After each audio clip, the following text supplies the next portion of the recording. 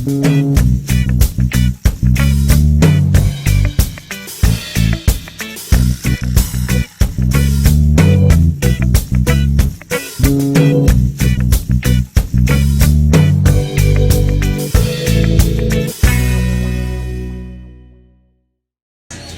are chemical compounds.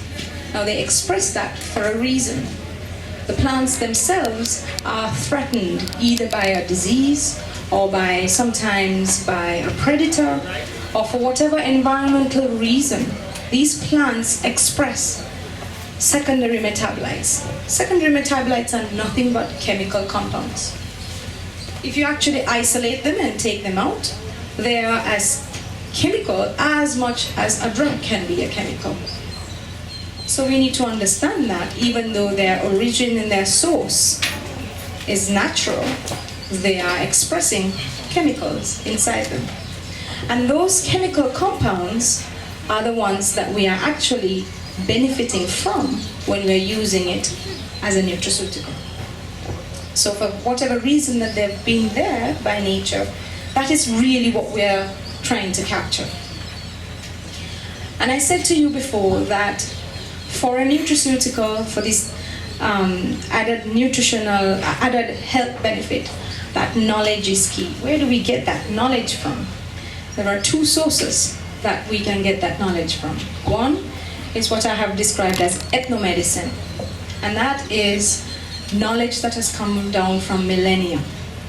And there are ethnomedical practitioners or traditional medicine practitioners from around the world. There is Ayurveda and Unani type of traditional medicines in India. There are African medicines. There are European medical systems. There's traditional Chinese medicines. That's coming from millennia. Knowledge that particular herb or plant is very good for a particular ailment or as a tonic. That's not the only source of knowledge. There is the scientific way of actually going and looking for plants that may not necessarily have had that history. So there are many natural sources that we don't use as medicinals or nutraceuticals. Does that mean that they don't have that value? No, they have. They also express that same secondary metabolites which might be of benefit to human health. Marine sources are a perfect example. Jamaica has our waters of marine algae and various other sponges and so on have not been yet tapped. We have our own plants. 23% of our endemic plants are only found in Jamaica.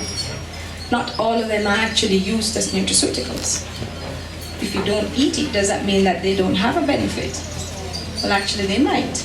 And that's where science comes in. We can actually test them and see if they have medicinal value.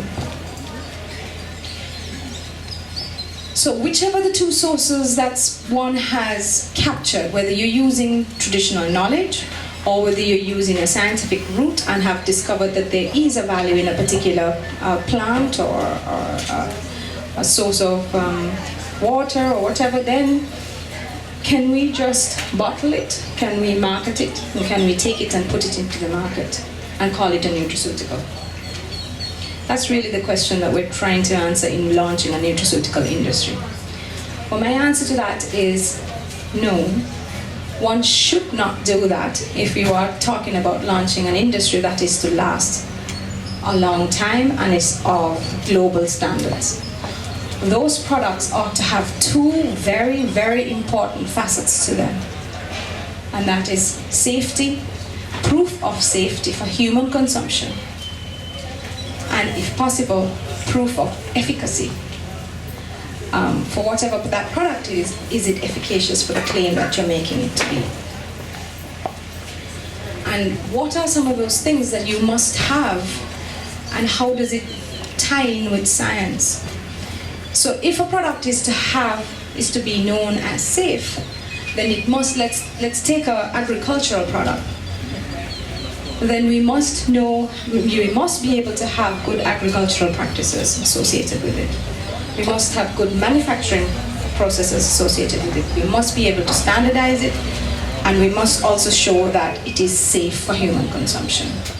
And then, of course, efficacy is to be able to link whatever you're taking to show that it has that added benefit to it. This process here, which I think most of you might see, is actually takes you through a small process step. It actually shows you the value addition in partnering with science. So if you are simply taking a plant that is grown, then you need to be able to understand how agricultural processes impact what the plant is producing. And remember, we had discussed about secondary metabolites. These secondary metabolites, how are they expressed as you change seasons? How are they expressed, how are they varied as you change the growing conditions? And what about if you use organic versus non-organic? How are these secondary metabolites expressed?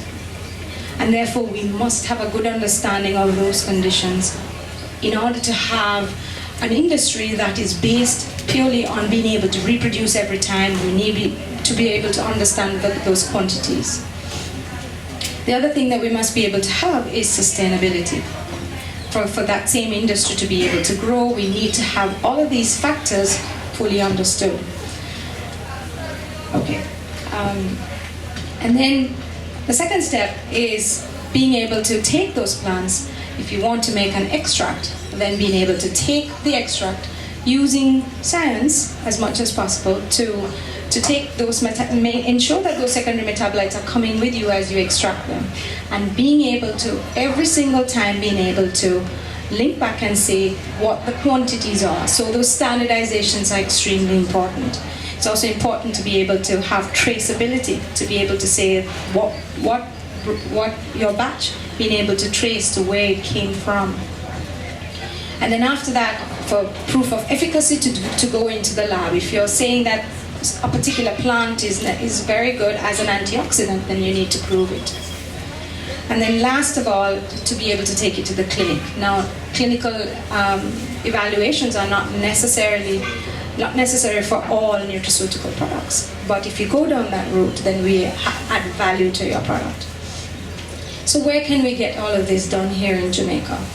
At a laboratory scale level, there's UWI that engages in both safety and efficacy, as well as chemistry department that does quantifications, biotechnology center that's engaged in both production at in vitro level, as well as product development. And there's UTech and NCU. There's your tertiary institutes that engage in this kind of research that you can partner with. And then once you develop at the lab scale, of course, we need to be able to take it to the pilot scale, and that's where SRC comes in. Last of all, I'm going to leave you with 3 types of products. There could be 3 types of nutraceuticals. One, sort of a product that doesn't necessarily claim a nutritional, or that doesn't claim a medicinal value. And you can put that out without necessarily claiming in your label that it is that has that added value. And then of course you can have the second type, which claims a medicinal value. And the third type, which claims a full health benefit and medicinal claim that has gone through the clinical route. And that brings us to the regulations that Jamaica needs to undertake. And our panelists hopefully will also touch on some of those regulations. I know Ministry of Health is here, and they are working on amending some of the laws to fit the nutraceutical industry. So I'm going to leave you. Thank you for your patience. Thank you very much, Rebecca.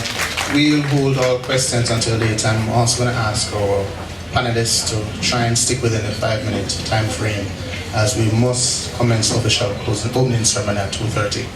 Rupika alluded to the Standard Research Council serving a primary function in moving your products from the lab stage to that of the industrial level or to the shelf. We at the Standard Research Council has a long history in developing nutraceutical related products.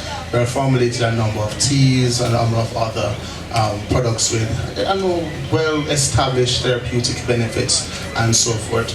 I advise you to just take a look at the Standard Research Council's booth and get a clear idea in terms of some of the stuff we are doing.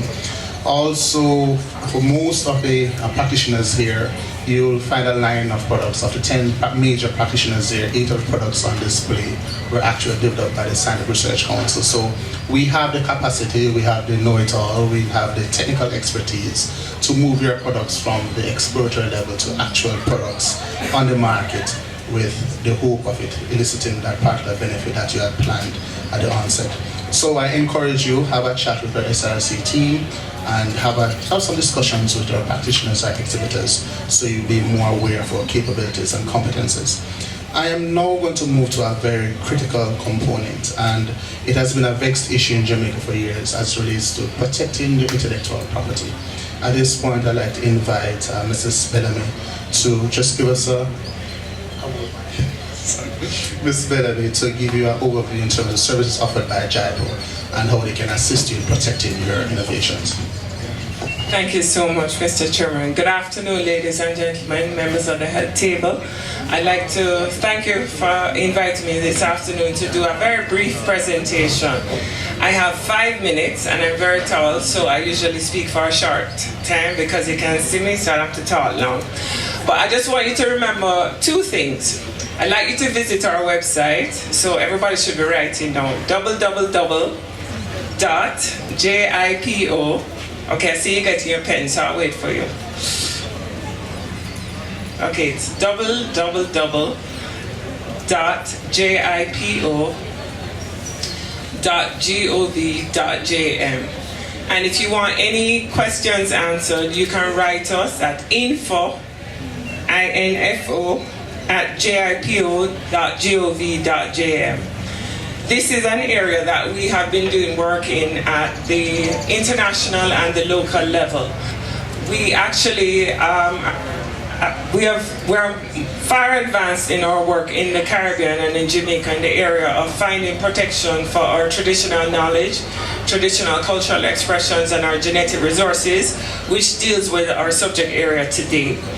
We actually have a draft regional treaty which is to be considered by the heads with responsibility for intellectual property, and then to be transferred to the heads of government for them to give their sign off on it, which would mean that we would be able to put local legislation in place that looks at protecting from the point of view of intellectual property your rights associated with traditional knowledge, traditional cultural expressions, and genetic resources.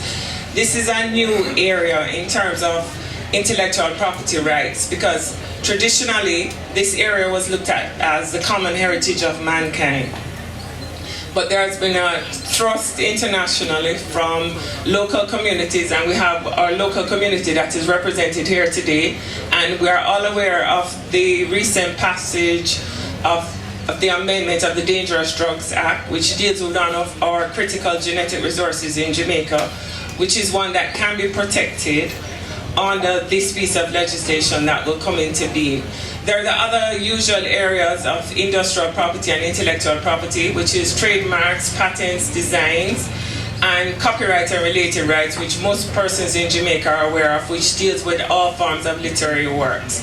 But in a nutshell, that's what intellectual property is about. But if you send me an email at that address which I gave you, we will respond to it. And if you visit our website, there's also further information on how to contact us. And our phone number, just in case you don't want to go to the website, is 946. You can save it directly in the phone if you don't have a pen. 946-1300. or 946-0789. And I also brought some brochures. When I heard I had 5 minutes, I brought brochures. So if you're interested, you can check me and I'll give you a brochure. Thank you so much. Thank you very much, Mr. Lang. All right, we'll move right along. Thank you very much for respecting the time. Diane Edwards, president of JAMPRO, she'll give us an idea in terms of the business opportunities that exist locally, internationally. Can you join me welcoming Ms. Edwards?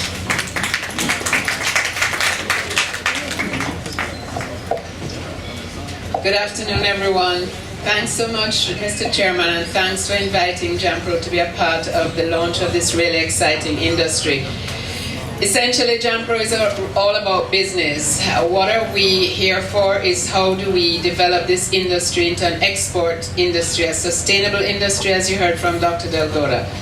Essentially, the global nutraceuticals market is valued at over 207 billion US by 2016. That's where it's supposed to grow to. So it's a huge market. I don't need to stress that point. The market is being driven by rising healthcare costs in metropolitan countries, aging population, growing interest in healthy lifestyles and natural products, beauty, the whole beauty industry, and the desire to be younger and healthier and live longer.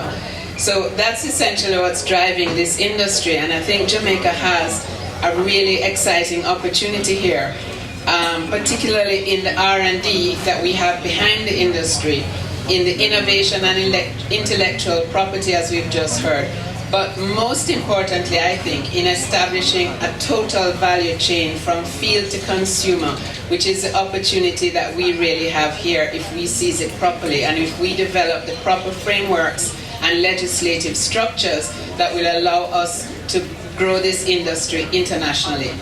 We think there's opportunity for creation of new Jamaican brands in healthcare, and branding is hugely important, I think, because this is a heavily branded industry.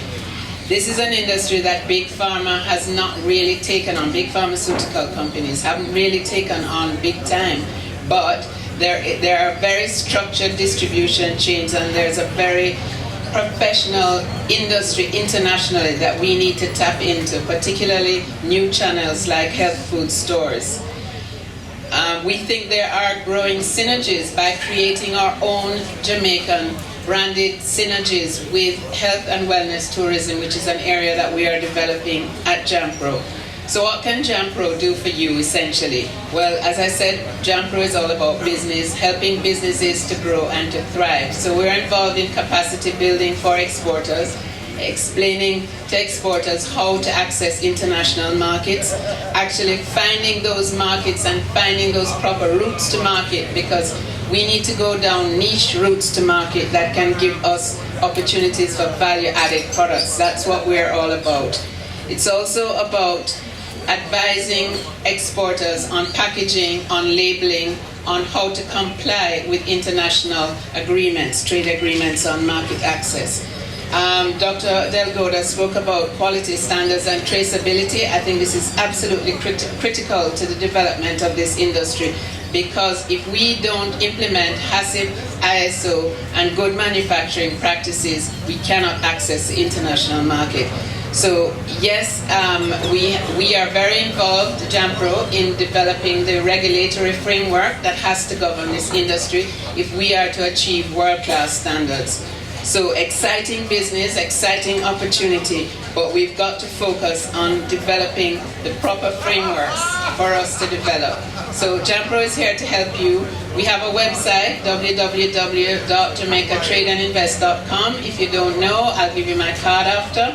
I'm very happy to be here. We're very excited at the launch of this industry, and we look forward to developing and building a sustainable industry. Thank you.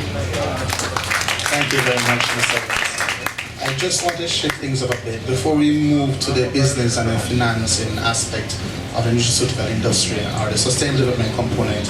I would like to invite my dear friend, Dr. Nicola Graham.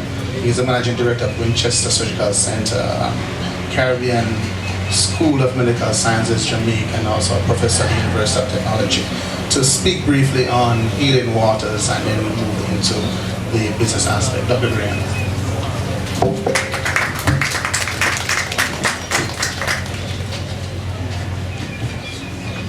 Thank you, Cliff. Good evening, everyone.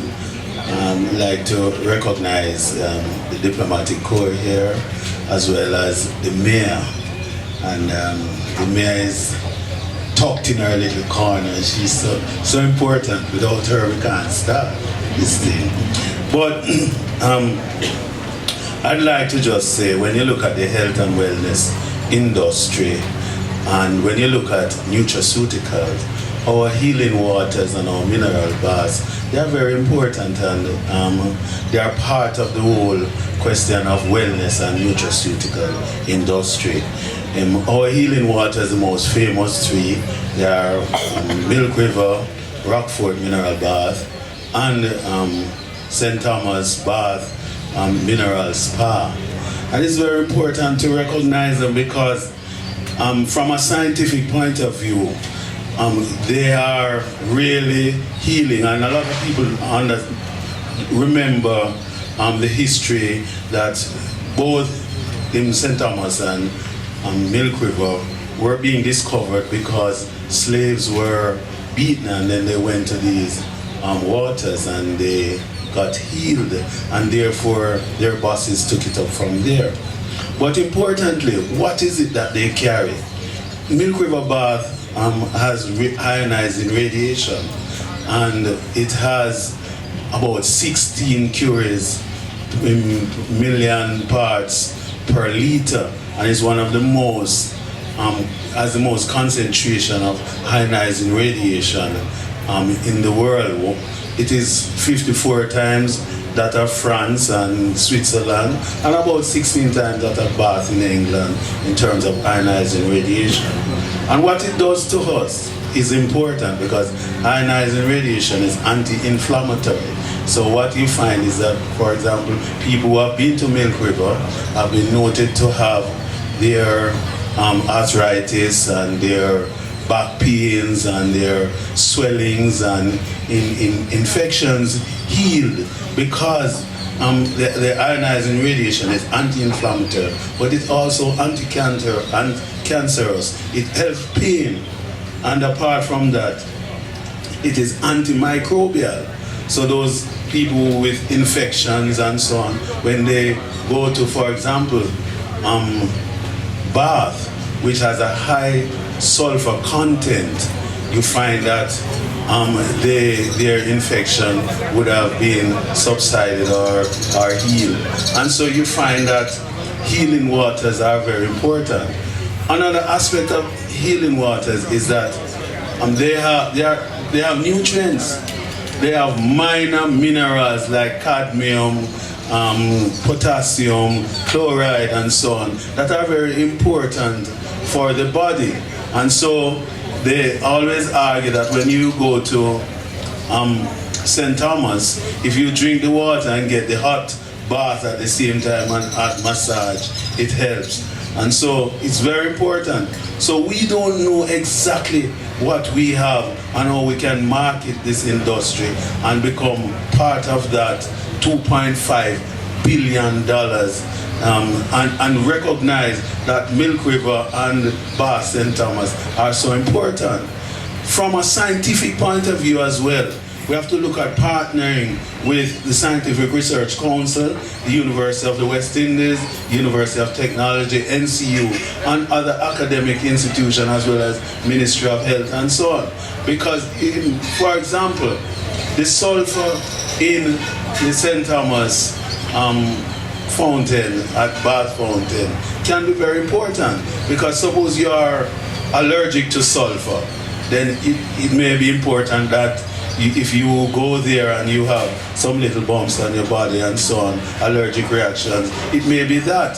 So we have to look at in terms of the contents and constituents of our healing waters and recognize the benefits as well as sometimes the little dangers. And I must say that even though Milk River has such ionizing radiation, Rockford too has some minerals that are very important, and they don't recommend that you stay in these baths more than 15 to 45 minutes at a time.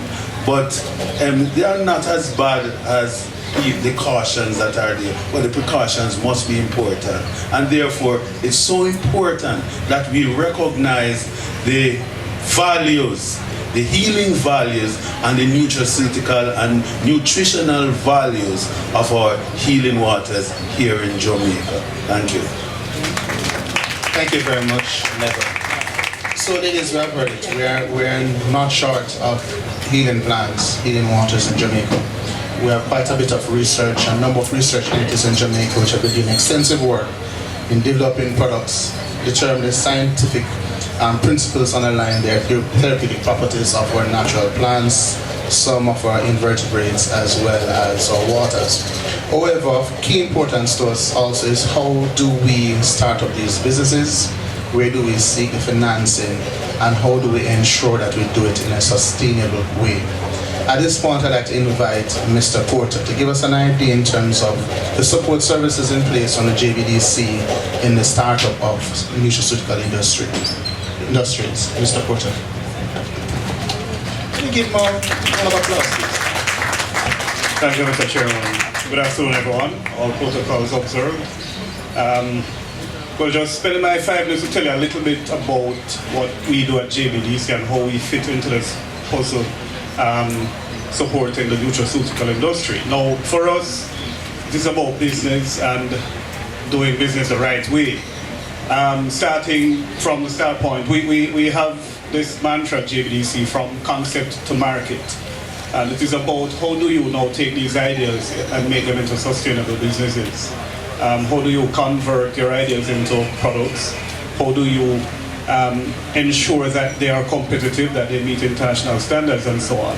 Now, at JBDC, we like to consider ourselves a roll-up-the-sleeve organization. We're implementers, and we work directly with entrepreneurs and other creative persons and other business to concretize these business ideas. So, and we work in certain pillars. We have our business pillar, where it is about business assessment, looking at the viability of your business idea, putting together your business strategies and so on.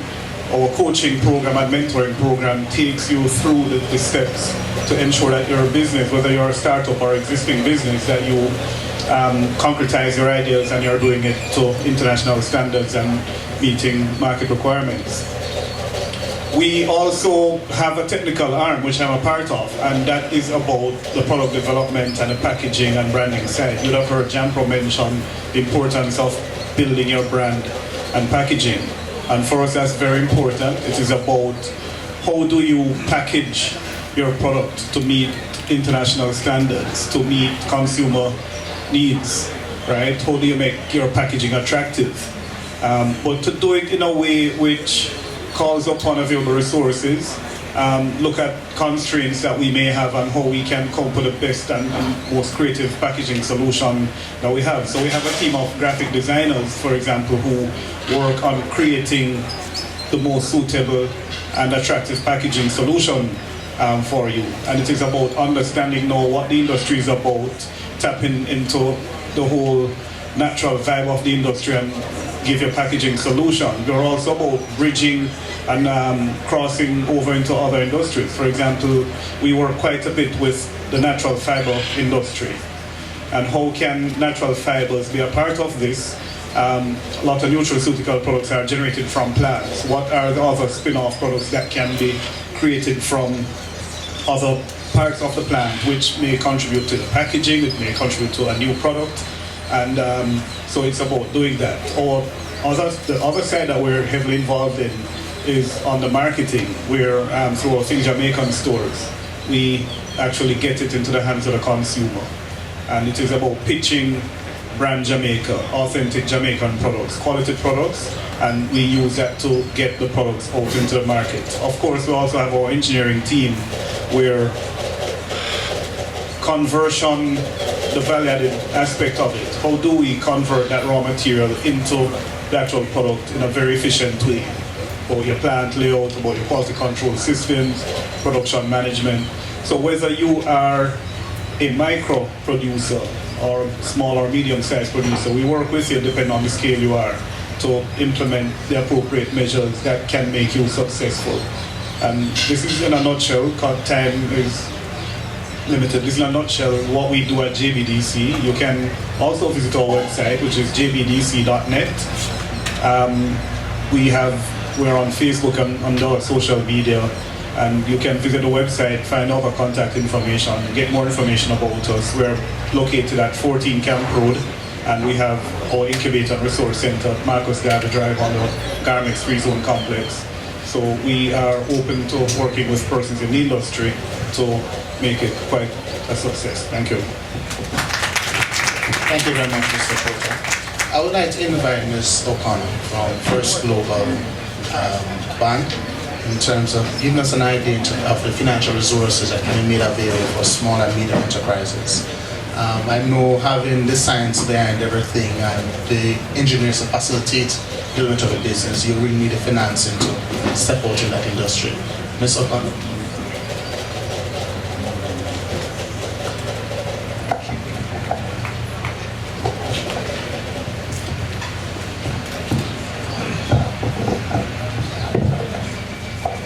Good afternoon, ladies and gentlemen.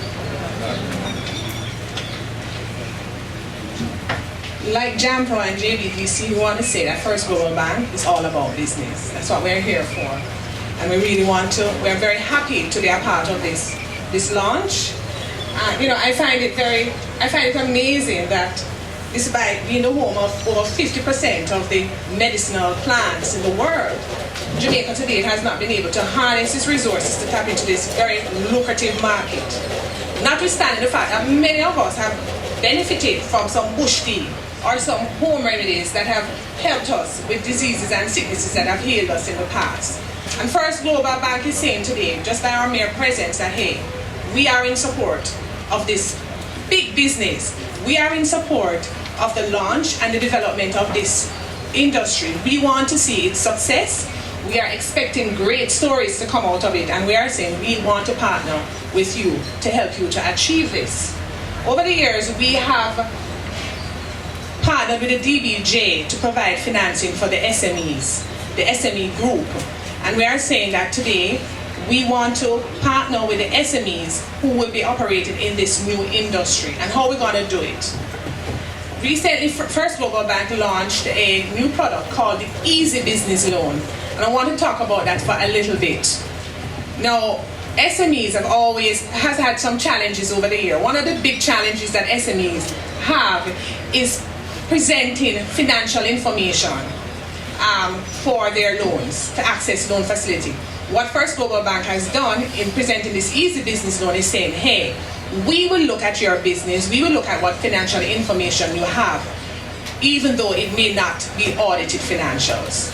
So we are saying we are finding ways to come up with products that will assist you, that will meet your need, because you have peculiar needs, and we are saying we want to help you to meet those needs. Another product that we have developed recently is our unsecured financing, unsecured loans. And we are saying to you, collateral has been a challenge for you in the past. We are willing to look at your business, despite the fact that you may not be able to support a loan with collateral. One of our big partnerships, First Global Bank, is the DBJ. Now, the DBJ over the years have always supported SMEs and micro businesses. Unfortunately, not a lot of SMEs take up the facilities that the DBJ have out there, and First Global Bank has always pushed it. Now, one of the major issues for SME is the whole thing about capacity building. And so DBJ, in assisting the SME to come up, to put together, to build capacity and to develop their programs and their products, have come up with what this thing is called Voucher Technical Assistance, the VTA program. And what it does for you is that it helps you to get the necessary financing that you need to put together your financial documents, your marketing plans, and your business plans. Because as you seek financing for your small nutraceutical business or your medium-sized nutraceutical business, you will be seeking investor partners. You will be seeking loans from financial institutions or other lending agencies. And you will need to present certain documents. For example, a business plan, that very all-important business plan, that is your guide and your roadmap to the development of your business. What the DBJ will do through the AFI, through First Global Bank, is provide you with financing to access that help, to access the help from consultants to put together your financial statements or your marketing plan or your business plan. And they will fund it up to 70% of the cost. Another thing that they will do for you is to provide security, up to 50% of the value of the loan that you will be seeking out from a bank. DBJ will give you 50% of that to a maximum of $15 million. Now, we consider this partnership with DBJ very important because it allows us to meet your need. It allows First Global Bank to meet your need. And we want to do business with you. So as we launch this industry, together. I'm here to say that First Global Bank is here to help you. We have a booth under the tent, and we are welcoming you to come and speak with us to get more information. Thank you. Thank you very much, Peter. Okay, ladies and gentlemen, our last presentation from our panelists, but not least, Professor Anthony Klein, who will be looking at what the future holds for the nutraceutical industry in terms of exploiting the industry in a sustainable manner. Ladies and gentlemen, Prof. Klein.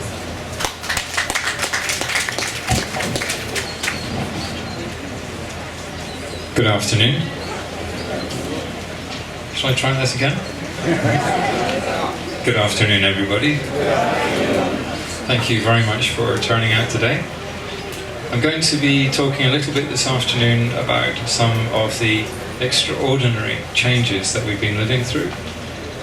As, I know this is a truism, but we're living in a time of unprecedented social, economic, demographic and technological change. And some of these changes do present challenges and threats to the economies of the Caribbean, but there are far more opportunities than threats. So let's just look at a couple of them and see what they mean for us and for the development of this potential new industry.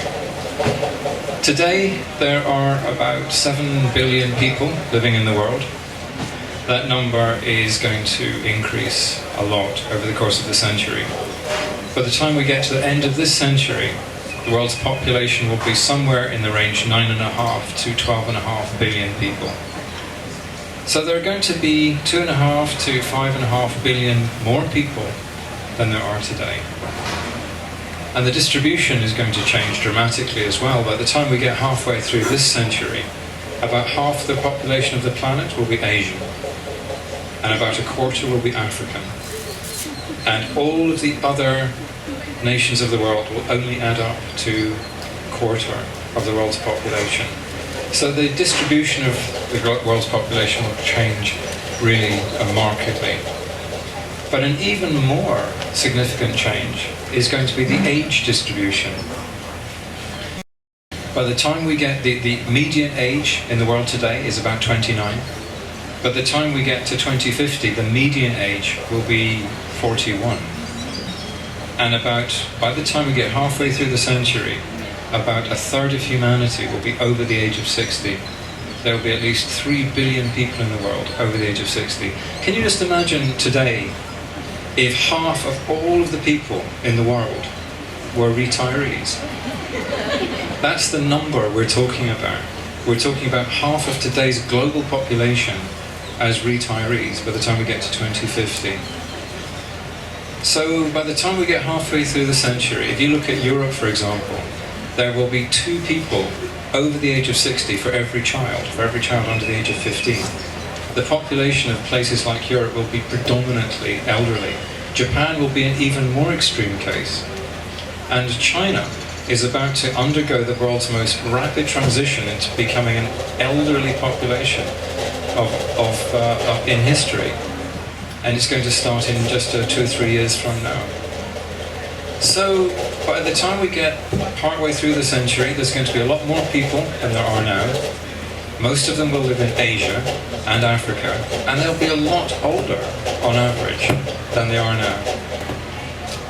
We're already seeing dramatic changes in the world causes of death, and we're going to see even more dramatic changes as we go through this demographic transition. As I'm sure everybody remembers, there was a lot of upset, a lot of concern about Ebola and chikungunya virus. So it's important to remember that in fact these are not typical of what's happening now. Over the course of the last 15 years, the global burden of disease, and we measure this in terms of numbers of lives lost, has been falling dramatically. Over the last 15 years, the number of lives lost due to disease has fallen by about 1/3. And we think that even further reductions lie ahead. This is because people are richer, they're eating better diets, we've got better sanitation, and we've got better medical care.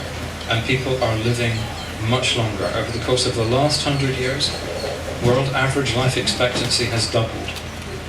The rate of increase is continuing, and by the time we get halfway through the century, people will be living on average at least 10 years longer than they're doing now. It used to be the case, within living memory, that most people died of infectious disease. That is no longer true. The leading causes of death now are the age-related, degenerative and non-communicable diseases, including, for example, cardiovascular disease and some of the major kinds of cancer. Just to give you one indicator, in the UK today, just a little under half of all deaths are due to cardiovascular disease, which costs the UK economy about $45 billion equivalent, US dollars equivalent, in healthcare expenditure and lost productivity. And this is going to be the norm, increasingly, in the years ahead. It's already the case in Latin America and the Caribbean that the leading causes of death are not the infectious diseases anymore. They're age-related degenerative diseases. We're actually living long enough now to die of degenerative disease. So what we have to do now, this is the next frontier in medical research, is we have to find a cost-effective way to reduce the burden of the age-related degenerative diseases. But we have to be able to do this for a far greater number of people than ever before. And this is the single most important driver behind the development of the new industry for nutraceuticals and functional foods. Because these are foodstuffs and medical ingredients in a medical format that contain actives and micronutrients, most of them plant extracts, that give us a cost-effective way, just by changing people's diet, to reduce the burden of age-related degenerative diseases. In about 2010, the global market for these products was estimated at about 140 billion US dollars. By the time we get to the end of this decade, most projections show it going over 200 billion US dollars a year. About a third of the global market is in the United States. Europe represents about a quarter, but the real growth opportunities are in fact in the developing economies, the new industrial economies. The market in India is growing at nearly 20% per annum. So these are really the markets that we should be looking to now. Some, not all, but some of the ingredients needed for this new industry can be produced in Jamaica. Now, as many people here know, I was the first to identify the potential of the nutraceuticals and functional foods market for Jamaica back in the late 1990s. And at the time I did that research, the market for nutraceuticals and functional foods was just 1/10 of the size it is now. So over that period, this market has grown tenfold. Now, we have lost out on a lot of that growth opportunity. But the good news is that all the projections show that this rate of growth is going to continue for many years yet to come. So it is not too late. We can still get into this global market, and we can still build a globally competitive industry in this country. But as several people have already pointed out, the fact that the industry, the market is there, the fact that we have products that we can manufacture and export from here in Jamaica does not automatically mean it will happen. There are a number of things we have to get right, and if we cannot get them right, this industry will not work for us. And we have to be absolutely clear about this. This is not about traditional herbalism. This is not what the market now requires. We have to focus on product quality, on proven efficacy. We have to have standards controls in place. We have to be able to trace any problems with contamination back to source and deal with them. In other words, everything that you now need to run a modern food or pharmaceutical export industry. There are no shortcuts. We have to be willing to do the work to put all of the foundations and the prerequisites for this new industry in place. But if we do so, this is a market that is projected to grow for the rest of this century. And by the time we get to the century, it will be many times bigger than it is now. It's still early days. There's still everything to play for. So provided we do the work now, and I'm hoping that today will be the start of a new commitment to build this industry in Jamaica, provided we do that, then this country could build a major future on the strength of this industry. Ladies and gentlemen, thank you very much. Thank you very much, Professor Clinton. Can we give our panelists a big round of applause? Thank you. I'd like for us to recognize Mayor Blomberg. Welcome and thank you for your support. We have a number of distinguished guests in our audience today. If I begin to start calling names, I know I'm going to get myself in trouble.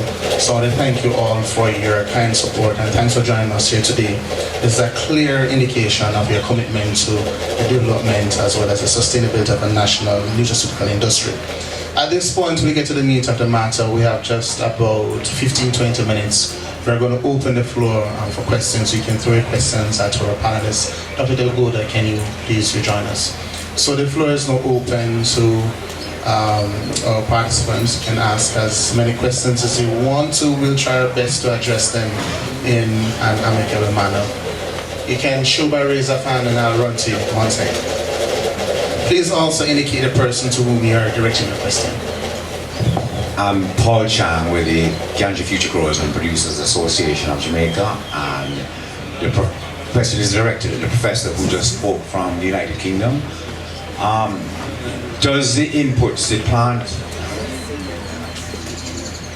Professor, does the plant inputs for this nutraceutical industry require certified organic plant inputs?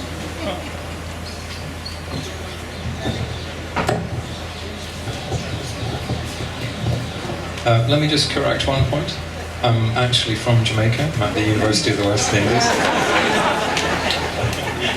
Very proud of that fact.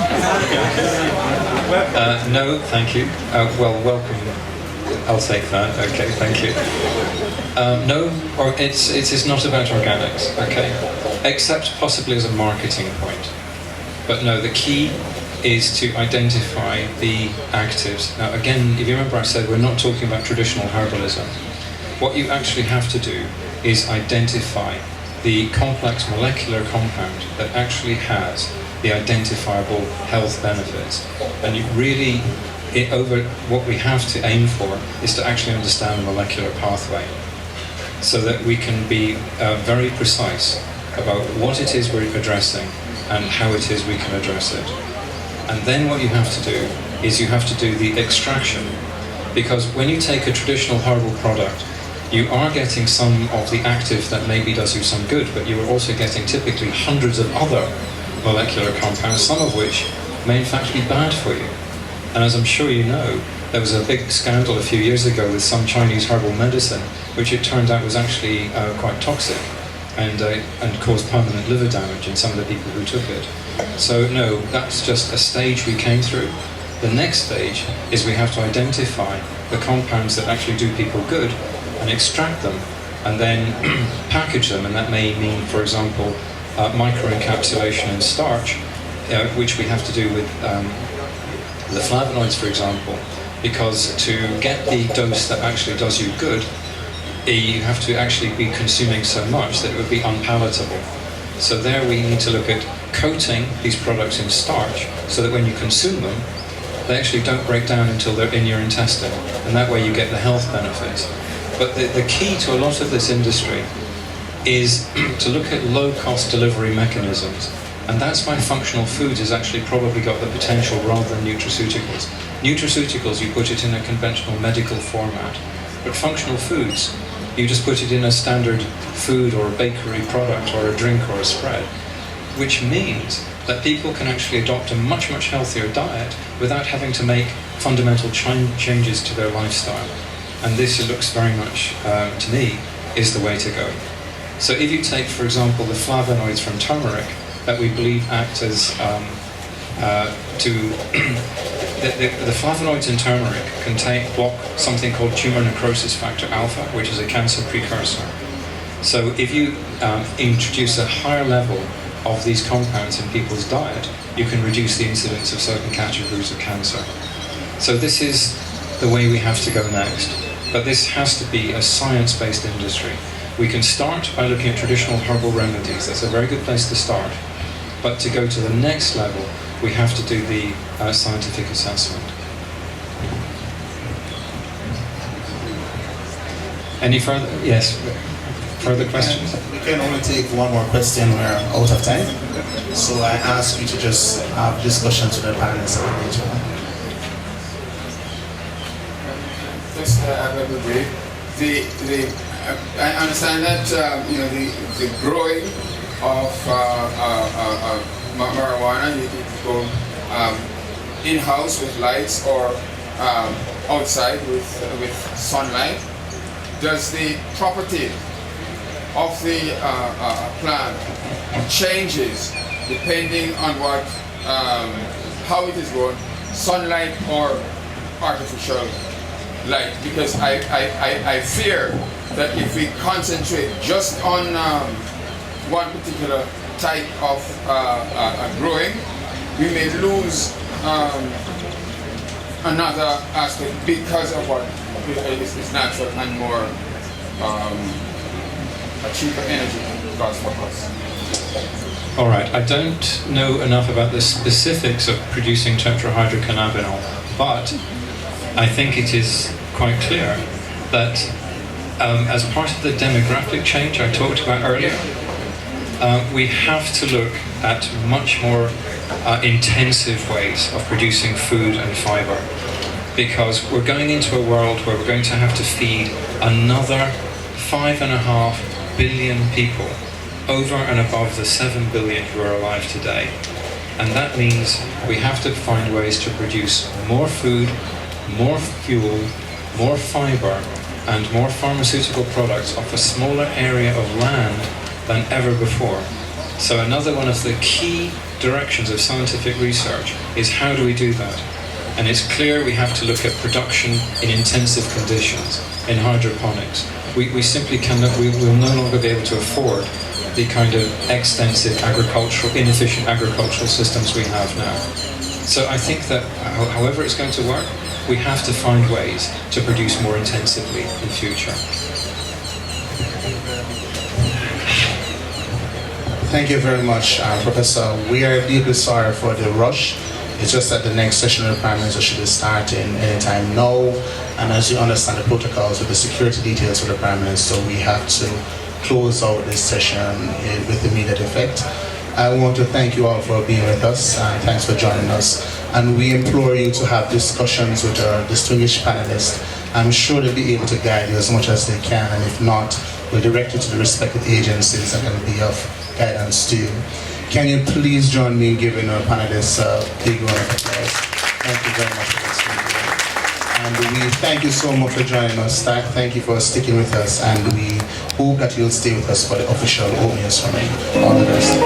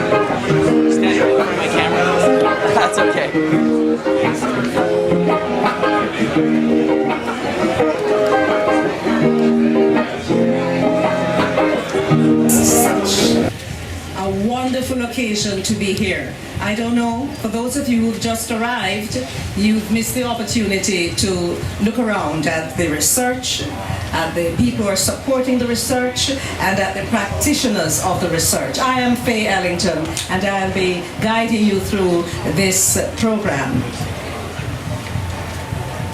I had some yam spread. They had jerk and they had yam spread with cinnamon. And I had some moringa nuts. So if I go a little off, you know, then you know it's the moringa nuts that send me off. But it's really very good, the work that's being done here. Let me acknowledge all our ministers here. Minister Anthony Hilton, Minister Julian Robinson. I want to acknowledge Professor Errol Morrison, Professor Henry Lowe, all the scientists who have gathered here, all the persons who are involved in support of one way, shape, or form. This is such an important project. We're very happy. Oh, Professor Morrison? Yeah, I just mentioned you, but you're just making sure that everything is in order. Yes, I know. Never mind. Right. All those who have come from overseas, we want to welcome you as well. There are some changes, and I think I might as well just handle those at this time on your program and explain why some of those changes have occurred. You're perhaps wondering, where's the Prime Minister? Well, not only did she have to attend a funeral, Dr. Fenton Ferguson's mother's funeral this morning, but there was an emergency meeting that she has had to attend to, but she will be coming. You are perhaps wondering about Minister Paulwell. You haven't seen him. Well, he has been called away on an emergency meeting off island. I won't say too much more on that. So he won't be here, but of course we have Minister Julian Robinson with us. The Honourable Derek Kelly is unable to be here as well, and Dr. Lisa Myers Morgan will be representing the Honourable Derek Kelly, and representing the Honourable Fenton Ferguson is Dr. Kevin Harvey, the Permanent Secretary in the Ministry of Health. Let me just welcome you all and tell you that this is indeed a historic occasion, and you are just very special to be a part of it. But before I go any further, it is my pleasure to ask Reverend Dr. Stephen Jennings, the pastor of the Mona Circuit of Baptist Churches, to come forward and ask for God's blessings on the occasion.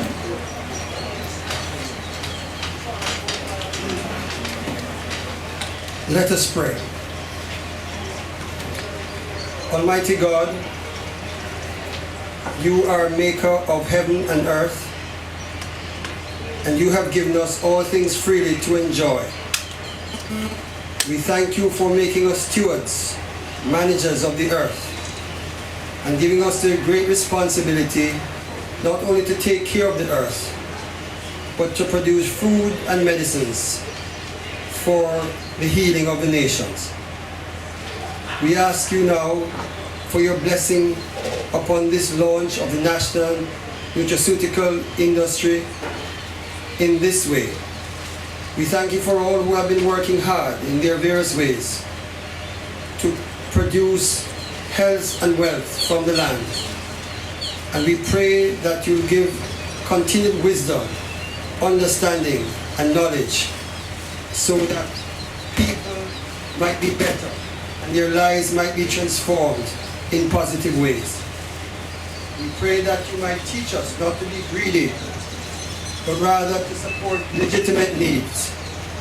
We pray that you might help us to be people of sustainability, that we will keep the crops going, and that whatever industries we produce might be able not only to satisfy individual needs, but the common good.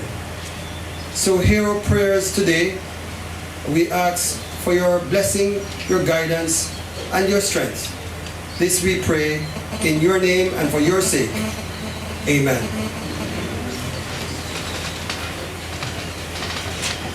Thank you very much. Perhaps it's a good time to ask you to make sure that your phones are on vibrate or silent. Thank you so much, Reverend Stephen, Dr. Stephen Jennings. When I was growing up in the hills of Clarendon, I think most of our medical needs were taken care of by the plants we had around our home. There was Leaf of Life, and all we were required to do was wash it and chew it to get rid of a cold. There was fever grass, there was cerasee, some people call it. I enjoyed my lime leaf tea. Yes, lime leaf tea. Enjoy that. Not the lime, but the lime leaf tea. But if you don't have lime tree, just make a little cup of hot lemonade. It is so good. I grew up with 6 different kind of flour in my yard of my country. Rather for the non-Jamaicans. At my home in rural Jamaica, there were 6 different kinds of flour there. I had banana flour. I had cassava flour, I had arrowroot flour, I had breadfruit flour, I had yam flour, and then we had the regular counter flour. And them the things we may see y'all look for me like me. I mean, it's not a town somebody that make me look good so at this age of my life. Because me eat all of the proper things right. You see how that doctor on the back there, the one who have the baritone, him have all of those things as a young man too, But we will tell him more about it. But the point I'm making is these things have always existed, but we have used them in our homes for domestic purposes. It is now time to get the real value and explode this industry to the rest of the world. And what is really interesting enough, of the 160 plants declared as having medicinal properties worldwide, there are over 80 that are endemic to Jamaica. May I hear an amen? May I tell you, we are blessed indeed. It is now time to ask some people who have been working in this area to talk about what they do. And Mr. Norman Wright, CEO Perishables, could you come forward? I know you were here earlier on. Oh, Norman gone. Where is Mas Norman? Could you just welcome him very warmly? If you are coming to the zoo for the first time since it's been done over, I hope you realize how much effort and work has been put into this place, and you need to really visit and take the children along. This is Mr. Norman Wright. Listen keenly. Thank you very much, Faith. Good afternoon, ladies and gentlemen. I am a promise. Good afternoon. And the good book says, every moving thing that liveth shall be meat for you, even as the green herb have I given you all things. Should we invest in moringa, a long-term crop, or ganja, a short-term cash crop? There are idle lands, angry idle ants, and hungry bellies to be fed. In 1980, at the age of 24, when many Jamaicans were migrating, I made the choice to stay in Jamaica and create employment and domestic capital formation. I started Perishables Jamaica Limited with 300 Jamaican dollars. At that time, it was 175 US dollars. At today's rate of exchange, it's $20,000. Fortunately, in 1980, there was not a $60,000 penalty for starting a business. If so, I dare say I would not be standing here talking to you today as a small farmer and businessman. Our mission is to efficiently produce and aggressively market indigenous agricultural products and byproducts at a reasonable price to the consumer. Let's think back. Could we make that $60,000 an incentive for people who are wanting to get into business instead of a disincentive? The first indigenous herb we developed into an industry was Satyrigia viminia, also known as Jamaican peppermint, and we are the only tea company in Jamaica that produces indigenous Jamaican peppermint. All others are imported. Today, we have over 500 farmers supplying us this commodity. We have commercialized 13 traditional Jamaican medicinal plants with small farmers and wild crafters, some of whom are members of the South Manchester Herbs and Spices Multipurpose Cooperative Society. And we are currently developing another 20 plants under various brands, including our own Tops and Sipper Copper Ital Jamaican brands. Forgive me the commercial. We export our products to the USA, Canada, the UK, and the Caribbean. Our products are competitively priced in terms of quality and reliability of supplies. Our business strengths are our human resources, both external and internal. The development of unique medicinal plants. We use 96% local raw materials in our processing. We are net earners of foreign exchange. We solar generate our daily electricity needs and sell a little excess to the grid each day. What are the threats to our business? Inconsistent and inferior quality, contaminated materials, weevils and pests. I dare say the additional 100% increase in asset tax is a threat to our business. Lack of water.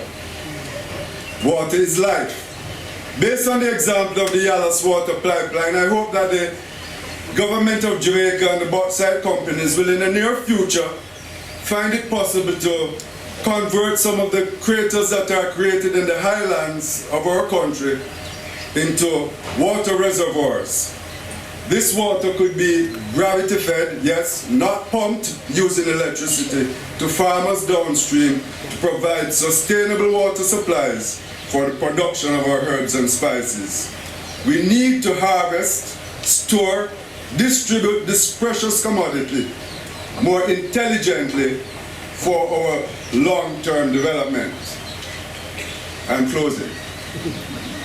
My mission is to share as much knowledge, technology, resources, and skills with my brothers and sisters so we can build and develop a long-term sustainable nutraceutical industry while contributing to keeping the Jamaican social fabric together. God has been my guide and He determines my destiny, my mission. I came into this world with nothing. I will leave the same way with nothing. But Jamaica will be different. Should we invest in moringa or ganja? The resolution might yet be to develop piaba, dog blood, donkey weed, rango dashalon, stevia, or lignum vitae. To this end, it is understood that our human resources will determine the success of our industry. We just have to search my heart to find the answer. I'm a promise, I'm a possibility.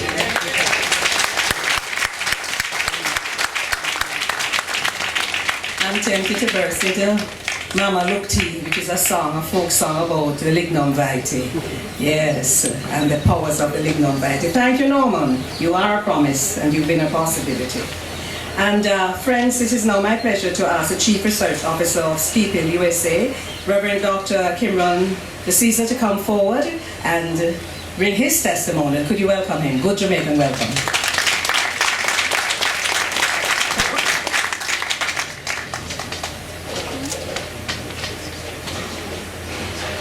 I'm Reverend Dr. Kimron DeCesar from SKIPIL Labs in California. First, I would like to thank this community, your ministers, UTEC, and all you folks for allowing me to be here and participate in this amazing thing you're doing. And I'm very grateful for that. A little bit of background, I'm a chemist. I've been a healer, a chemist, and an ordained minister for 40 years. I've been an herbalist for nearly 50. Says enough about that. I think an important thing that we need to look at here and what we're trying to accomplish is, and what I hope SKIPIL brings, is the ability to bring you answers through testing. Answers as to a great degree what you have, so you can better decide what you can do with it. Answers to what hidden potentials in the way of different cannabinoids in the plant that can help different illnesses. We're here to help where we can to educate your university. We're here to help any way we can with the science we have to move the Jamaican projects forward. And I want to tell you why that is. And I may get a little emotional because it's near dear to my heart. I work with a tremendous number of very, very sick children. And We don't always win those situations. Sometimes we lose.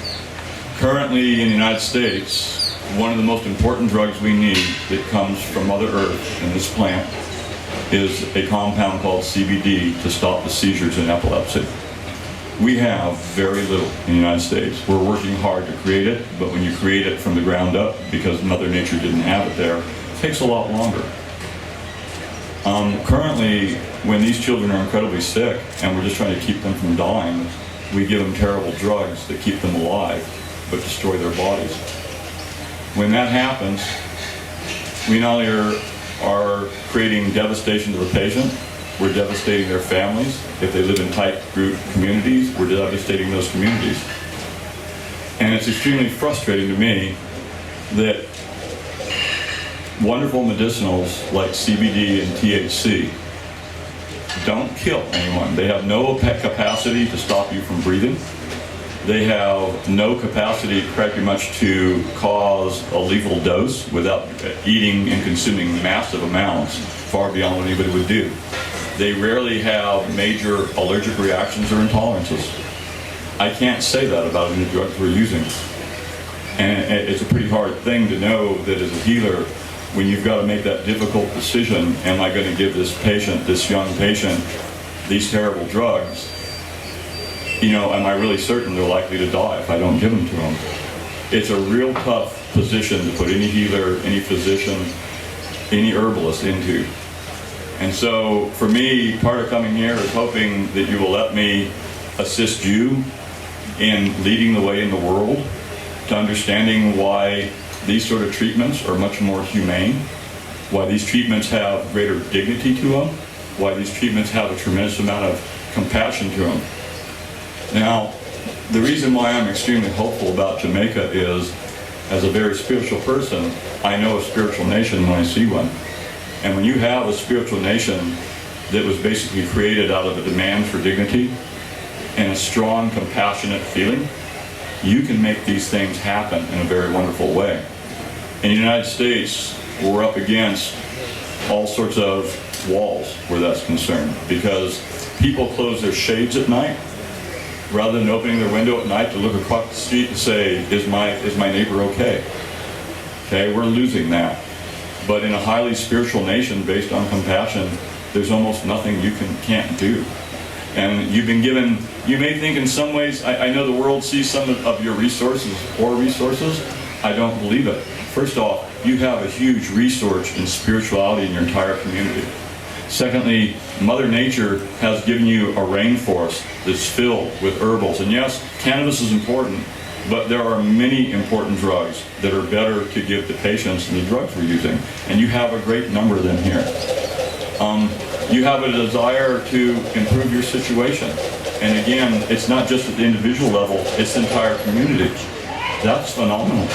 I mean, I don't see that in the United States to the degree I see it here, except in the small mountain colonies, the small mountain communities like where I come from. But in the big cities, that kind of spirit is gone. It's just, it's asleep. I don't know. So what I will tell you is, if you allow us to help you, if you allow me to do what I can to assist you, I will happily come back and work at the university teaching your people up. I will give you every medicinal remedy I have. I will help you develop others. I will go out in your forest like I've been doing before. I didn't go to a beach when I got here. It's the first time to Jamaica. I didn't go to a beach. I'm not here for recreation. I asked Olivia, the person planning all this for me, fill up my calendar, let me talk to as many communities and as many people as I can. And that's what we've been doing. And if you allow me to do this, I will be immensely thankful. And I think if you're patient with your program, and if you're encouraged to build your program, I think in a very short amount of time, the rest of the world is going to be looking towards Jamaica and saying, what is going down there? And I'll tell you what, I have patients in states like Florida, on the far other side of our country, who, because they can't get what they need, but they can get it from me and get it from California, every month they have to make a pilgrimage all the way across the country to get the medicines and treatments their children need. If they need it, you know how strong parents are and how much courage they have, and they will go anywhere. If you come up with a medical program here that is the best medical program, people will come. You know every father, every mother will bring their children here, and if they're sick, they'll come here, because this is where they know to get safe, reliable, spiritual medicine. I don't know what else I can tell you other than